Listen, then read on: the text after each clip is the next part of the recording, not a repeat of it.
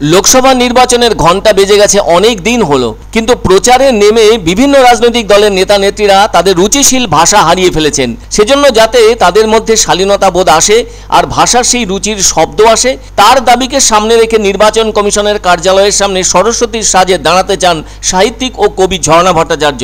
তাই তিনি এটিকে বলছেন সরস্বতীর ভাণ্ডার, কেননা বিদ্যার বা শিক্ষার অধিষ্ঠাত্রী দেবী হলেন সরস্বতী। এক্ষেত্রে নেতা নেত্রীরা তাদের ভাষা সংযম হারিয়ে ফেলেছেন বলে দাবি ঝর্ণা দেবীর। তাছাড়া তার মনে হয়েছে নির্বাচন কমিশনও সেভাবে কোনো পদক্ষেপ নিচ্ছে না। সে কারণে কেউই যখন তাদের রাজনৈতিক বক্তব্য রাখার সময় বা সংবাদ মাধ্যমে বলার সময় নিজেদের সংযত ভাষার দিকটি ঠিক রাখতে পারছেন না, তখন তার দিক থেকে একটা প্রচ্ছন্ন প্রতিবাদ তো করা হোক, সেটাই চাইছেন ঝর্ণা ভট্টাচার্য। কেননা আজকের নতুন প্রজন্ম কি শিখছে? খারাপ ভাষা ব্যবহার করলেই কি রাজনৈতিক জেল্লা জেগে উঠবে? তা হয়তো না। আজকে যদি অসংযত ভাষা প্রয়োগের বিষয়টি গ্রাহ্যতার মধ্যে এসে যায়, তাহলে আগামীতে এর থেকেও খারাপ দিন দেখতে হবে রাজ্যবাসী তথা দেশবাসীকে। তাই ঝর্ণা দেবীর মনে হয়েছে অন্ততপক্ষে সাহিত্যিক হিসাবে, ভাষার প্রতিনিধি হিসাবে, সাংস্কৃতিক শিক্ষার ক্ষেত্র হিসেবে দায়িত্ব পালনের জায়গায় উপস্থিত হওয়া। তিনি যেন অনুরোধের সুরে এদিন সাংবাদিকদের সামনে বলেন, কোনোভাবেই নেতা নেত্রীদের ভাষা যেন শালীনতার সীমা ছাড়িয়ে না যায়।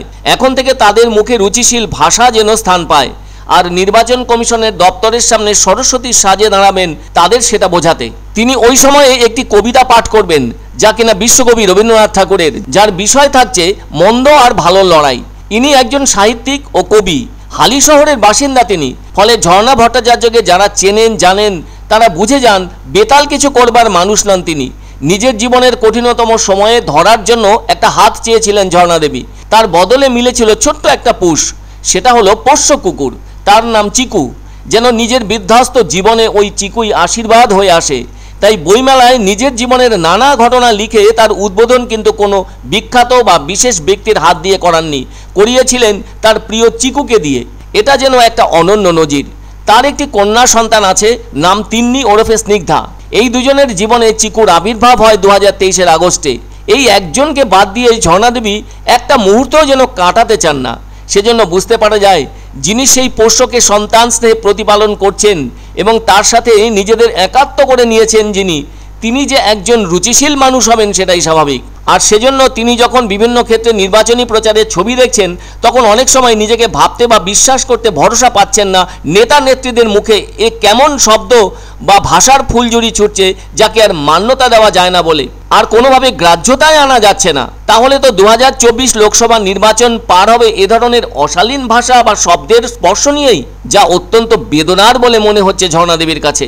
তিনি আজকের নতুন প্রজন্মদের কথা ভাবছেন, এই রাজনীতির ভাষা ব্যবহার থেকে তারা কি শিক্ষা লাভ করছে। সেজন্য তিনি অভিনব প্রতিবাদ করতে চাইছেন সরস্বতীর বেশে নির্বাচন কমিশনের কার্যালয়ের সামনে দাঁড়িয়ে নির্বাক প্রতিবাদ জানাতে। আমরা যদি বৈভবকে আনন্দের মতো উপভোগ করতে হলে নিজের ভিতরের বৈভবকে সুন্দর করে রাখি, তাহলে টিআরপিটা হয়তো একটু এদিক ওদিক হবে, কিন্তু সুন্দর দিতে পারবে, সেখানে ডিপ্রেশন ওয়ার্ডটা খুব কম।